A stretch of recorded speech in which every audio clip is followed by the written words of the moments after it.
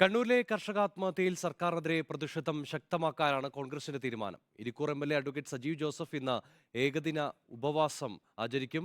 കർഷക ആത്മഹത്യയുടെ കുറ്റക്കാർ സർക്കാരാണെന്നും വാഗ്ദാനങ്ങൾ പാലിച്ചില്ലെങ്കിൽ ദില്ലി മാതൃകയിൽ കർഷക സമരം നടത്തുമെന്നും സജീവ് ജോസഫ് റിപ്പോർട്ടറിനോട് പറയുകയാണ്.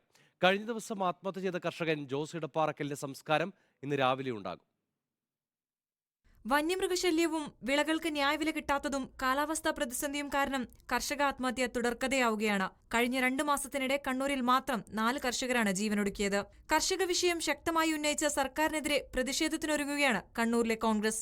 സർക്കാർ കർഷകർക്ക് നൽകിയ ഉറപ്പുകളൊന്നും പാലിക്കപ്പെട്ടില്ലെന്നും സർക്കാരിന്റെ കർഷക വഞ്ചന അവസാനിപ്പിക്കണമെന്നും ഇരിക്കൂർ എം.എൽ.എ അഡ്വക്കേറ്റ് സജീവ് ജോസഫ് റിപ്പോർട്ടറിനോട് പറഞ്ഞു.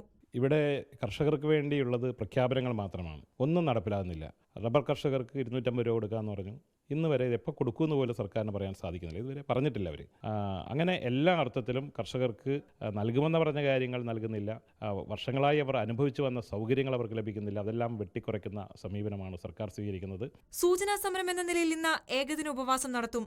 സർക്കാരിന്റെ നിസ്സംഗത തുടർന്നാൽ ഡൽഹി മാതൃകയിൽ കേരളത്തിലും കർഷക പ്രക്ഷോഭം നടത്തുമെന്ന് എം.എൽ.എ മുന്നറിയിപ്പ് നൽകി. കർഷകരുടെ വലിയ ശക്തമായൊരു പ്രക്ഷോഭത്തിന് കേരളം തയ്യാറെടുക്കുകയാണ്. നമ്മൾ ഡൽഹിയിൽ കണ്ടതുപോലെ, നമ്മുടെ തലസ്ഥാനത്ത് കണ്ടതുപോലെ കേരളത്തിൽ കർഷകരുടെ അതിശക്തമായിട്ടുള്ള ഒരു പ്രതിഷേധ മുന്നേറ്റം, അതിൽ രാഷ്ട്രീയത്തിനപ്പുറം കർഷകർ ഒറ്റക്കെട്ടായി മുന്നോട്ട് പോകുമെന്ന് ഞാൻ കരുതുകയാണ്. വന്യമൃഗശല്യം ഒരു ഭാഗത്ത് നിൽക്കുകയാണ്. സർക്കാർ ഒരു നയാ പൈസ ഈ കർഷകരെ ഈ വന്യമൃഗശല്യത്തിൽ നിന്ന് രക്ഷിക്കാൻ വേണ്ടി എടുക്കുന്നില്ല.